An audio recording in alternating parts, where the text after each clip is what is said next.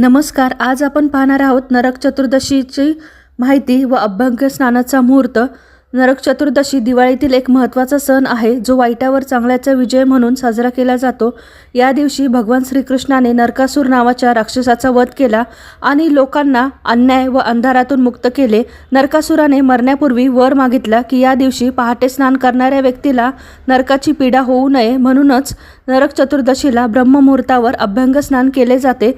हे स्नान तेल लावून, सुगंधी उटणे, मोती साबण लावून केले जाते, जे शरीरावरील दुष्ट शक्तींना दूर करतात आणि आत्म्याला शुद्ध करतात.